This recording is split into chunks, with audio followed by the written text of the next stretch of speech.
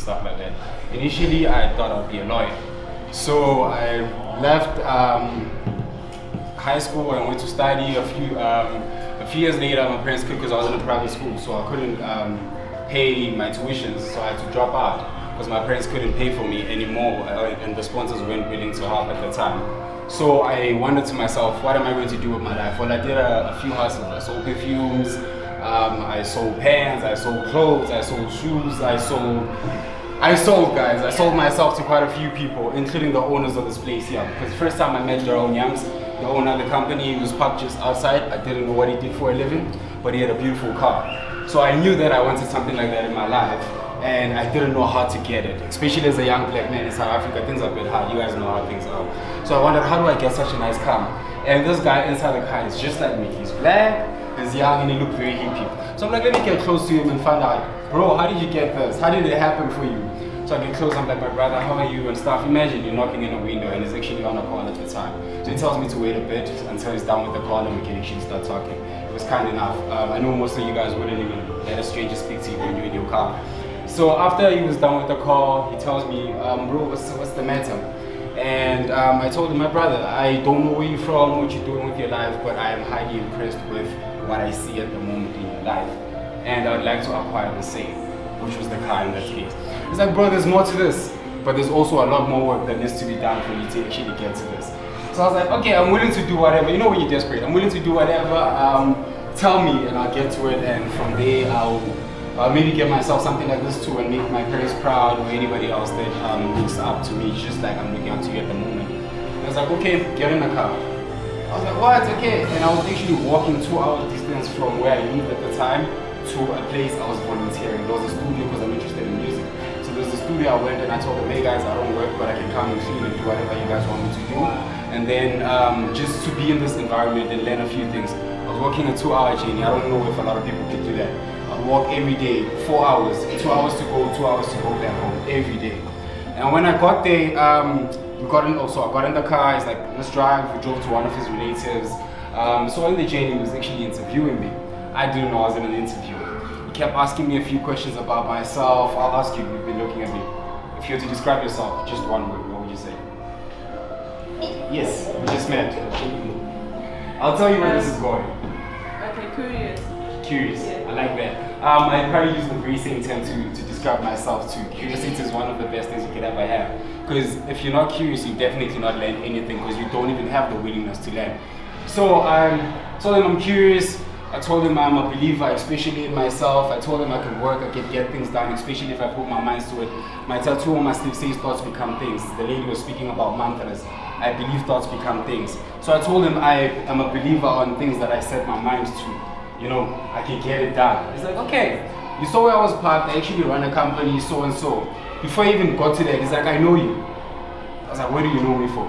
He told me he once came to the studio that I was volunteering at, and that's why he was able to actually let me into his car. But I didn't remember him. He said, you helped me.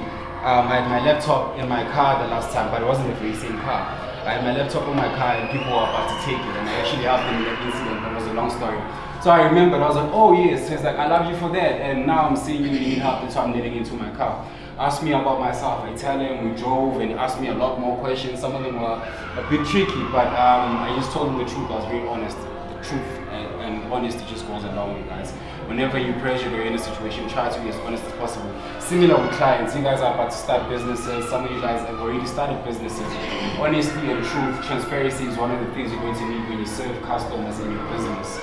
So my story has to, bit by bit, we'll get to where I'm going when we get to customer service and all that. So I'm like, okay, he's like, my boy, I like you, and I just want to give you a shot. I'll give you a week, and I'll see how you do, or how you perform in a week, and we'll get it from there.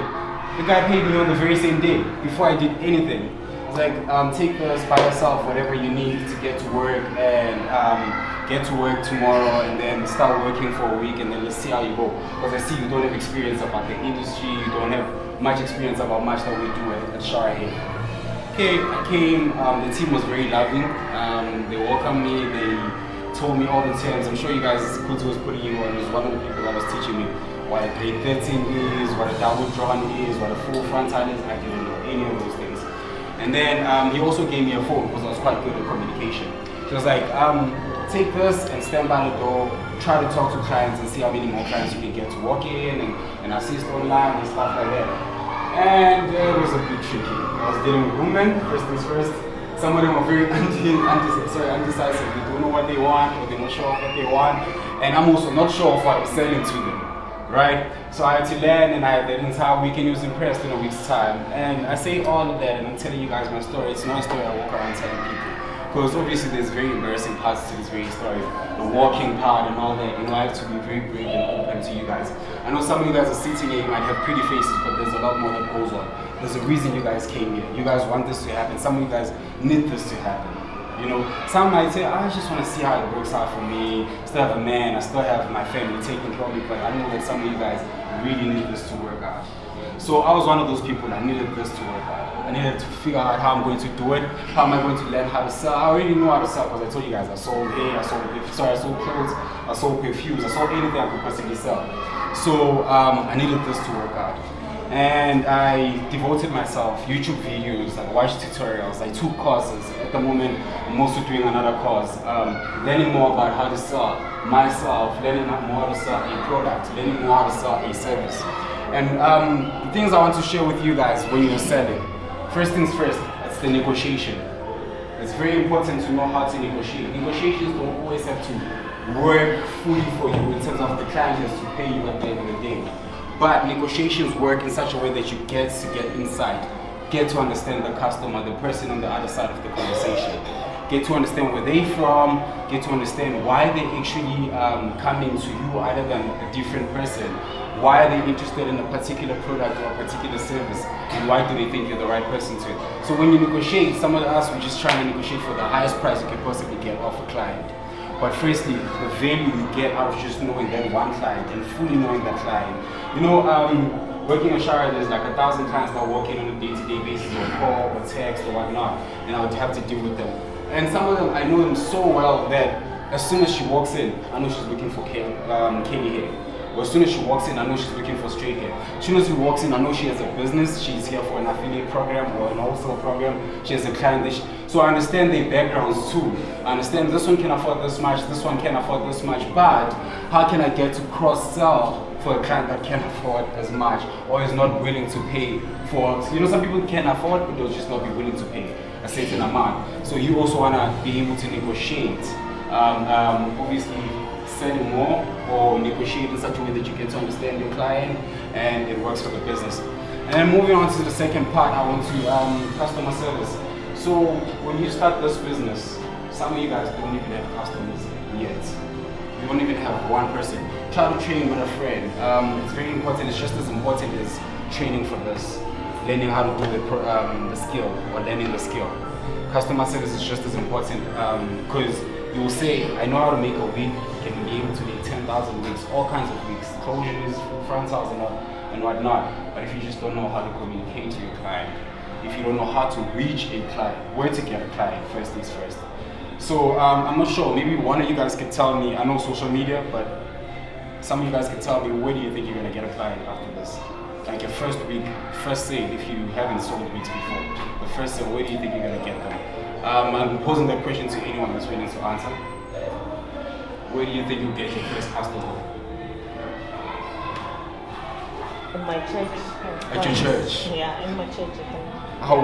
Do you know everyone at church? Do they know you? Do they know the service? Yes, they know, yeah. Because most of sometimes even my personal hair, people just buy there, like in church, like I like this wig, and I even sell them more than the price I bought. What's your name again? Claudina. Sorry? Claudina, nice to meet you. Social gatherings. That's a very perfect place to get your word out there. Word of mouth. So if you do have a community you are part of, that's a perfect space to start because they already know you and they trust you. You've been with them long. Church is a form of a social gathering. Some of you guys are in different groups, programs and stuff like that. If not, join those. because that helps you engage and network with more people. That's where you're going to find the next manager for your business. That's where you're going to find the next stylist that's going to be helping you with your business. That's where you're going to find the guy that does your social media after you are no longer the one doing them at that time.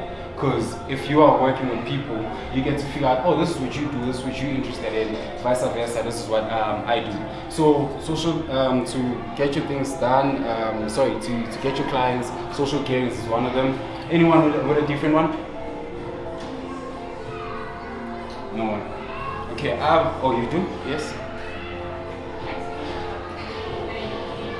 Where you live? Okay.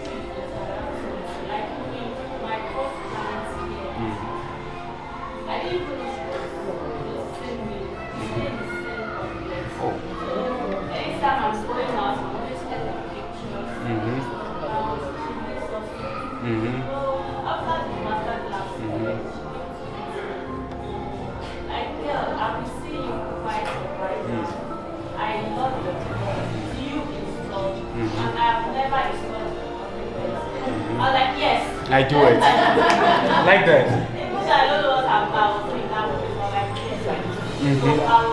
So I was very happy because I was actually thinking of how to get customers. So after that, I went to her side and we saw this for a while. And she loved it. She loved it. From that day, she gave me clients. And then she also gave me dreams, both dreams. To revamp for her.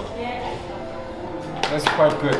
So tell me, what do you think made her, okay, yes, you can do it, but other than that, do you think the reason she was willing to choose you was just because you could do the service?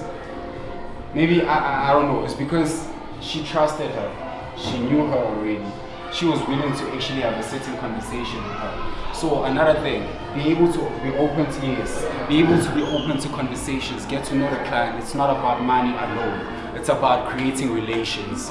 I think I'll stress that. That's where I'll end my conversation for today. Negotiation, be able to communicate, to build relations. That is the very important part of what I had to come and tell you guys about today. If anyone does have questions, I'll be willing to answer them before I step off and let some other people share their knowledge too. Yes. If you are to approach your friends, what's the fake you can make with them, like give them goods for free, influencers.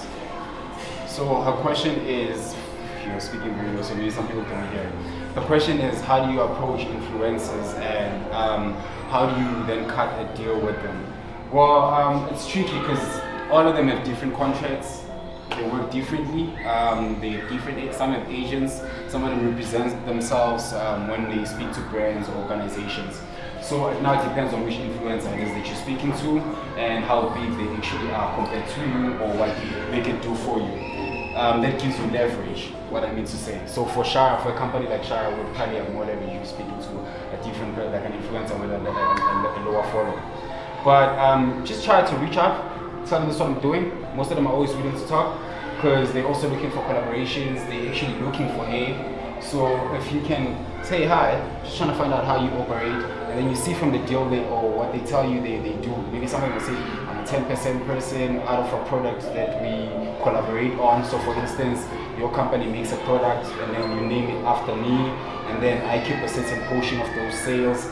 So it's just how you look at your business, where you are with your business, and what you can offer them. Some of them you can pay them if you can. Some of them you can just say, oh, you can get a percentage of a product you've collaborated on. So for instance, I make a wig and I name it Lindani or whatever the influencer's name is.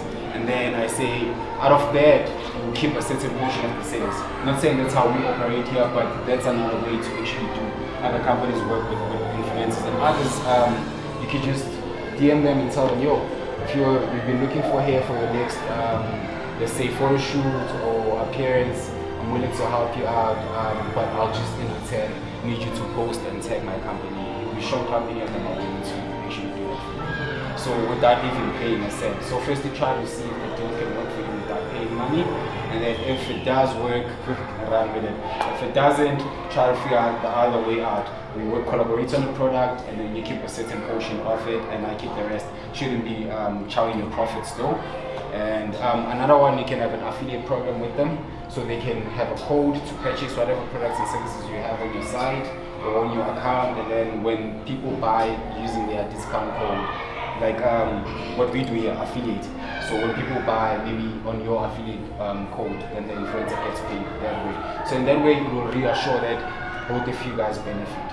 So the influencer will definitely get the money they worked for, or they'll get the money they deserve, because now they're not just robbing you and saying, I want 10K.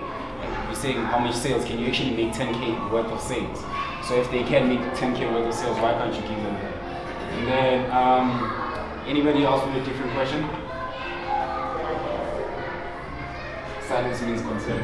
Thank you guys for letting me come here and speak to you guys, and I'm hoping you guys enjoyed what I had to say and actually understood what I had to say and what I had for you guys. Bye.